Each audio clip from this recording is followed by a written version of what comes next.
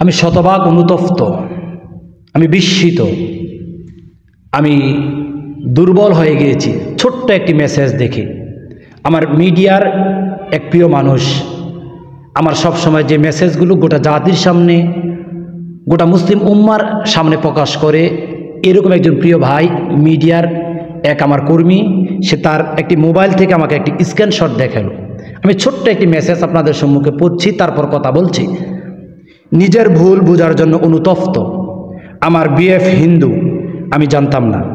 নিজের পরিচয় গোপন রেখে আমার সাথে সম্পর্ক করেছিল। ওর পরিচয় দিয়েছিল এটা বা ওটা, এই কথাটা তিনি প্রকাশ করার চেষ্টা করেছেন। এভাবে আমি তার সাথে দীর্ঘদিন সম্পর্ক রেখেছি। দীর্ঘদিন সম্পর্ক রেখে আমার নিজের সতীত্ব তাকে দান করেছি। এটা একেবারে জঘন্য কাজ, একবারে নিকৃষ্ট কাজ, একেবারে খারাপ কাজ।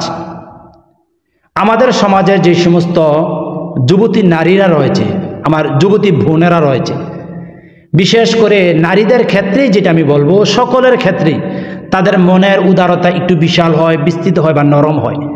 তারা মানুষের ছলে বলে কৌশলের কাছে তারা ধারাশয়ী হয়ে যায় বা দুর্বল হয়ে যায়। তারা মানুষকে ওভাবে আন্দাজ করতে পারে না, মানুষকে ওভাবে ধারণ করতে পারে না। তার পরিচয় সে জানতে চায় না।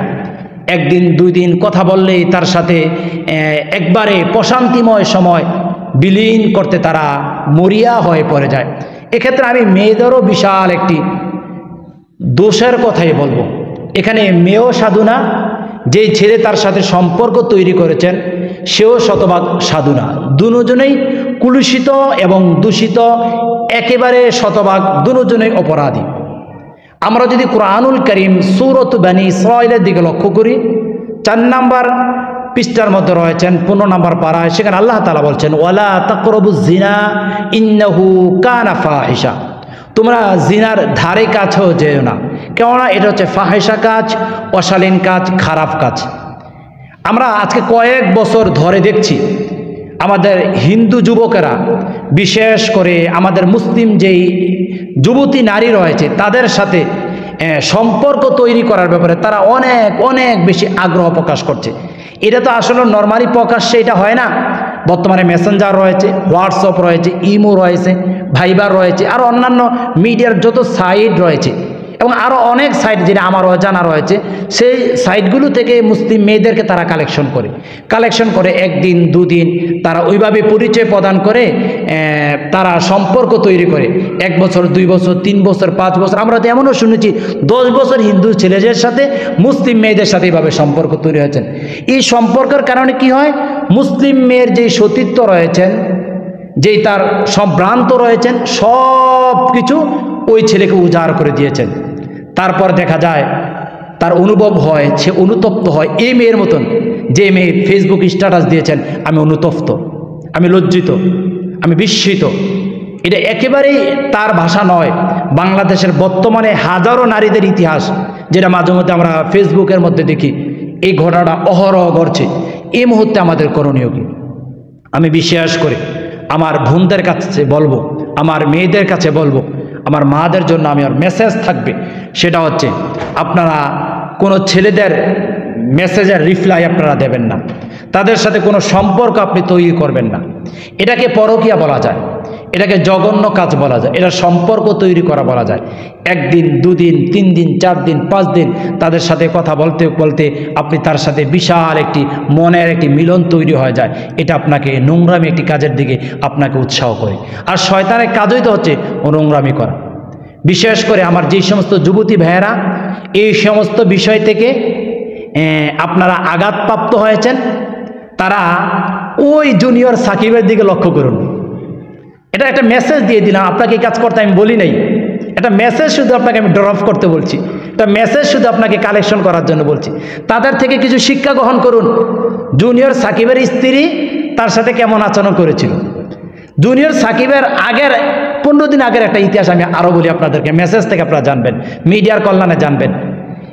তার প্রথম স্ত্রীকে সে তালাক দিয়েছেন। তারপরেও সে তার প্রথম স্ত্রীর সাথে প্রেমের ফাঁদে দীর্ঘদিন ধরে সম্পর্ক থাকার কারণে প্রথম স্ত্রীকে নিয়ে সে মাঝে মধ্যে বিভিন্ন হোটেলে যেতেন, দ্বিতীয় স্ত্রী জানতেন না। জুনিয়র সাকিবকে তার প্রিয়তমা স্ত্রী যেরকম সম্পর্ক করেছে, ওই প্রথম স্ত্রীও তালাক দেওয়ার কারণে, অত তালাক কিন্তু তাকে দিয়েছেন, কয়েক বছর পরে তারপর তার সাথে আবার এরকম সম্পর্ক তৈরি করেছেন। তারপর জুনিয়র সাকিবের সাথে তার স্ত্রী যে আচরণ করেছেন, ওই স্ত্রীও তার স্বামীর সাথে এই আচরণ করেছেন। আমি আমার যুবতী বোনদেরকে তার সম্ভ্রান্ত, তার সতীত্ব রক্ষার জন্য আমি মেসেজটা বলবো, আপনারা দেখেন, জুনিয়র সাকিবের স্ত্রী থেকে কিছু শিখুন। আপনারা যখন এই বিপদে পড়ে যাবেন তখন ডাইরেক্ট আটকিয়ে ধরবেন, নিজেকে হেল্প করাবেন, নিজে সতর্ক করুন, নিজেকে আপনি সচেতন হন। আপনি নিজেকে যদি সচেতন করতে পারেন, নিজেকে আপনি যদি কন্ট্রোল করতে পারেন, তাহলে আপনি নিজের সতীত্ব আপনি টিকে রাখতে পারবেন। আর যদি ধৈর্য হারা হয়ে যান, আপনি যৌবনের মোহে যদি পড়ে যান, যৌবন হারা হয়ে আপনি হাজারো ফেসবুক স্ট্যাটাস দেন, হাজারো ইউটিউবে এসে যদি কান্না জড়িতময় কণ্ঠে যদি কথা বলুন, আমি তোমাকে চিনতে পারি নাই, তুমি যে বিধর্মী আমি জানতে পারি নাই ভাই, আমি তোমাকে সময় দিয়েছি 5 বছর 10 বছর 2 বছর, আমি তো জানতে পারি নাই, সব বিলিয়ে দিয়েছি, ভাই আমি এখন অনুতপ্ত, আমি এখন অনুশোচনা করছি, আমার কি হবে, আমাকে কেউ তো এখন গ্রহণ করবে না, তাহলে কি অবস্থা হবে? তাহলে এটা আপনার জন্য একটি বেমানান হবে।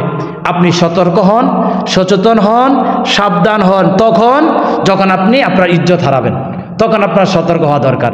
আল্লাহ তাআলা আমার যুবতী বোনদেরকে যৌবন হারানোর আগেই ধৈর্য ধারণ করার তৌফিক দান করুক, সম্ভ্রান্ত টিকে রাখার তৌফিক দান করুক। আপনাকে আল্লাহ তাআলা হিকমা এবং জ্ঞান দান করুক, যাতে করে এই সমস্ত নোংরামি মানুষ থেকে আপনি দূরে থাকতে পারেন। আল্লাহ তাআলা আমাদের সকলকে, বিশেষ করে আমার যুবতী বোনদেরকে হেদায়েত দান করুক।